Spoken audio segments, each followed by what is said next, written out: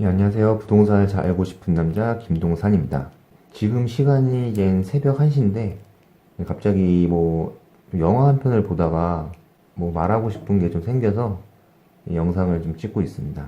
그 상류사회라고 있어요. 상류사회라는 영화를 좀 봤는데 박해일이라는 배우가 교수로 나오는데 그 교수가 얘기를 하더라고요. 뭐 상가 주인, 건물주, 이 사람들은 서민이 아닙니까? 이런 얘기를 해요. 그 장면이 이제는 그 장사를 하시는 분들, 그분들에 대한 어떤 임대료가 높아지고 이런 거에 대한 어떤 토론을 하는 자리였는데 그 장면에서 나왔던 말이에요. 그러니까 뭐 서민들을 위한 정책에 대해서 얘기하고 있다가 이 그 교수 역할 그 배우가 상가주나 건물주는 서민이 아닙니까? 왜 그 사람들을 위한 어떤 얘기는 없습니까? 이런 얘기를 해요. 그런 장면을 보고 저도 좀 생각을 하게 되더라고요. 그래서 뭐 그냥 밤에 조용한 밤에 한번 영상을 찍고 있습니다. 그래서 이 부동산에 대해서 지금 그거랑 좀 연관을 지어봤는데 그 서민들을 위해서 투기 세력을 막아달라. 이 투기. 그러니까 우리도 살 집을 마련해달라. 집을 살 수 있게 만들어달라. 이런 얘기를 많이 해요. 자, 그러면 여러분들은 이 서민이라는 이 기준, 우선 서민이라고 생각하시나요? 이 서민. 서민의 기준은 무엇인지. 제가 궁금해서 인터넷에서, 예전에도 한번 인터넷으로 많이 돌아다니는 말들이 있어요. 이렇게 피라미드가 있으면, 뭐 상류층이 있을 거고, 중상층, 하가 이렇게 있는데, 이렇게 뭐 계급을 나누는 거는 조금 그런데, 이 기준들을 한번 나눠 놓은 게 있더라고요. 그러니까 이런 기준들을 나누는 게 거의 연소득, 그리고 이제 자동차, 집, 이 정도 가지고 좀 나누는 게 있어요. 근데 뭐 해외를 보면은 뭐 악기를 다룰 수 있어야 된다. 뭐 그런 것들이 있는데 우리나라 갖고만 얘기를 해볼게요. 그러니까 우리나라들은 거의 이런 거는 거의 물질적인 거잖아요. 그러니까 돈의 기준이 가장 크죠. 그러니까 예를 들어서 그 대출이라는 거 봐볼게요. 대출. 이 대출이라는 걸 봐보면 대출을 받을 때 이 서민 대출, 서민들을 위한 대출이라는 상품이 좀 몇 개 있어요. 그러니까 그런 것도 기준을 보면은 연소득이 얼마 이상이면 안 된다. 이런 것들이 있어요. 직장을 3개월 이상 다니고 있어야 된다. 이런 근무 조건도 있고. 그러면 연소득이 한 6에서 7천 이 정도 되는 사람들은 대출을 안 받을까요? 대출을 받죠. 근데 이 사람들도 대출을 받을 때 조금 돈을 이자를 덜 내고 싶을 텐데 그런 조건에 안 맞아요. 연봉이 뭐 2,500이나 3,000에 이 그룹들이랑 이 그룹들은 다를 거예요. 뭐 정확한 금액은 모르겠는데 이 연소득, 연봉으로 보면은 누가 돈을 많이 버는 집단입니까? 당연히 이 6천, 7천 버는 사람들이 많이 버는 거잖아요. 이 상황을 보면은 돈이 많이 버는 사람은 혜택이 줄어듭니다. 그리고 세금도 많이 내요.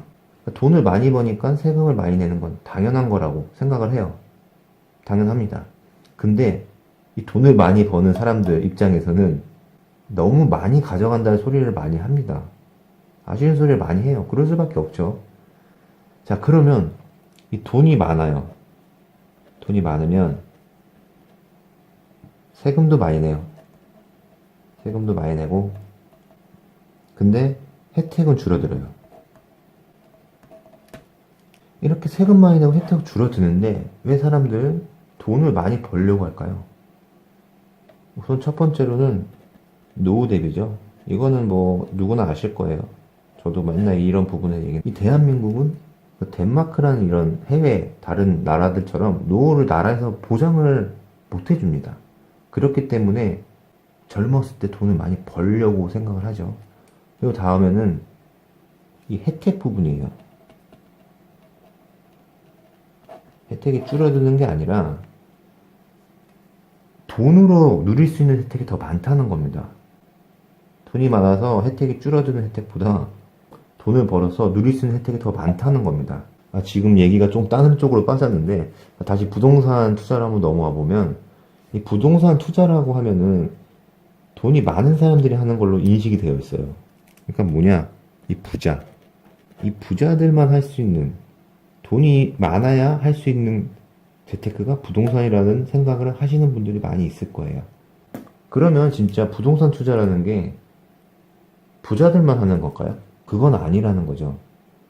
돈이 많아도 투자에 관심이 없으면 투자를 안 해요. 부동산에 관심이 없어요. 제 주변에도 월급 되게 많은 사람이 있는데 그분들은 부동산에 대한 관심이 없습니다.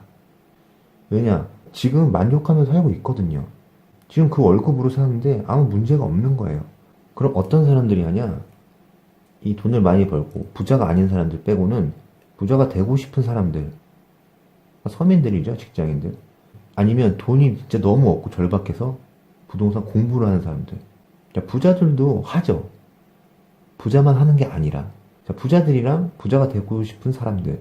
아니면 돈이 없어서 돈을 벌고 싶은 사람들. 목적은 같죠. 돈을 벌기 위해서요, 돈을. 이 돈을 벌기 위해서인데 가장 큰 차이가 있죠.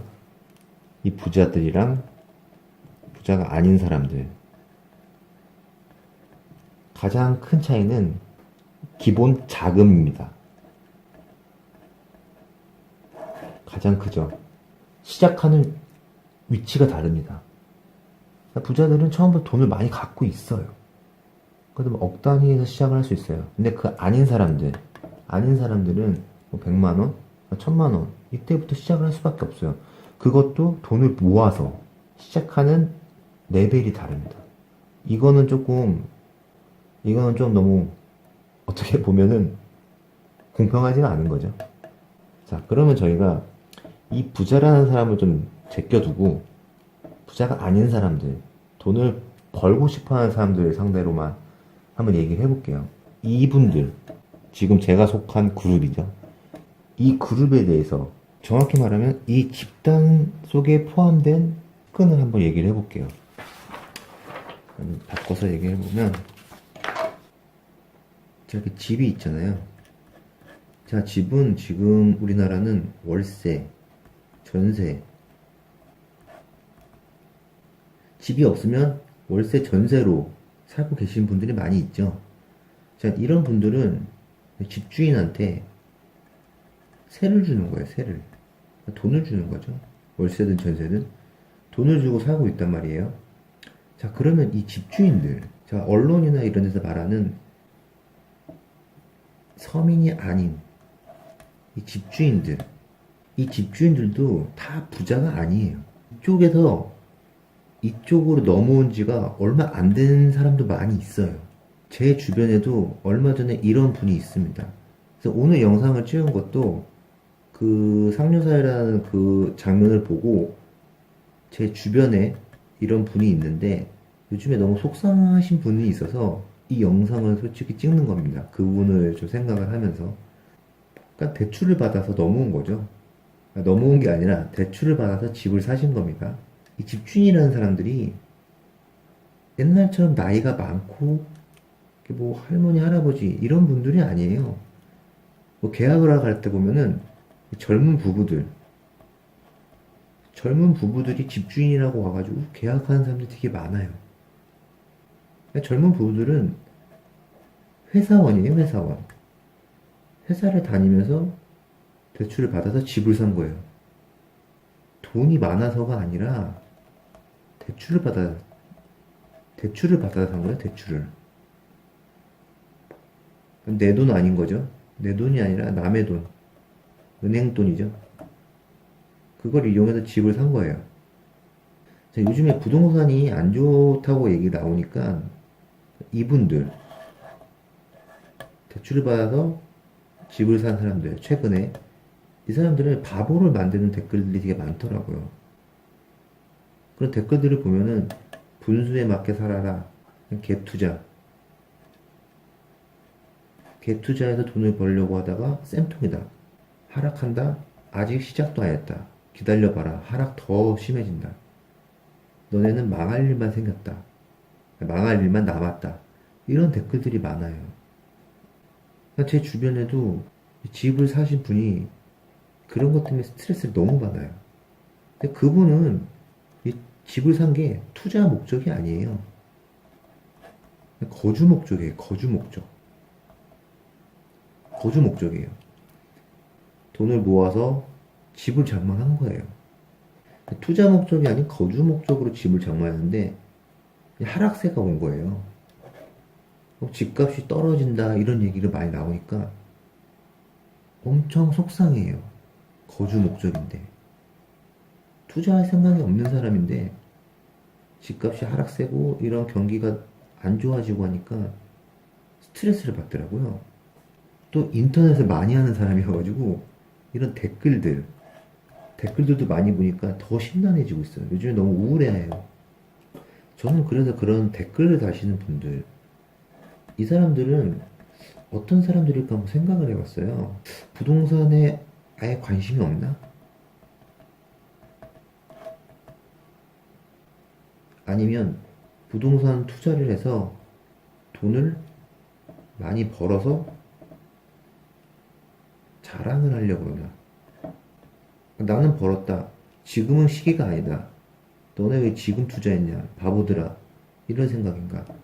아니면 또 하나는 원래 사람 성격, 댓글을 다는 성격, 사람들의 성격이 원래 그런 쪽이다. 아무 이유 없이 그냥 비난하는 사람들이다. 세 분류가 있지 않을까 좀 생각이 들어요. 근데 이 첫 번째, 부동산에 관심 없는 사람들은 이런 댓글을 달지 않을 것 같아요. 제가 부동산에 관심 없을 때는 갭 투자가 뭐야?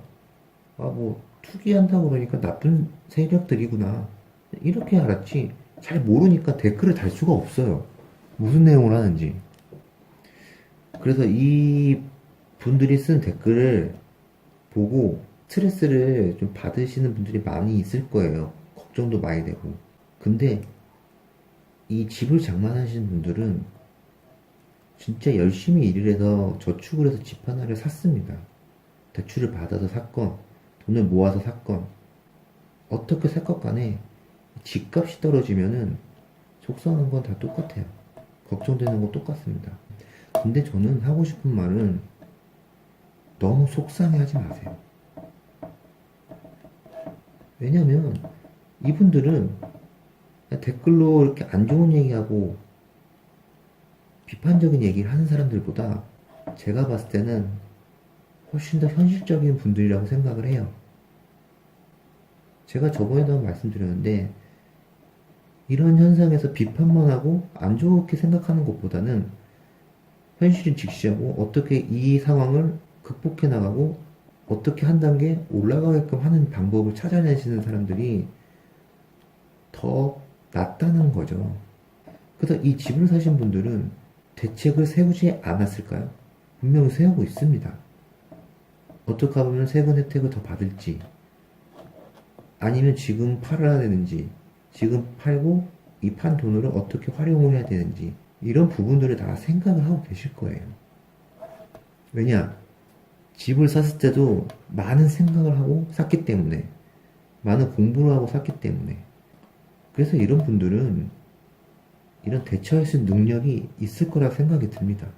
분명히 그런 생각을 갖고 있고 더 나은 방향, 더 좋은 방향으로 지금 많은 생각을 하고 있을 거라 믿습니다.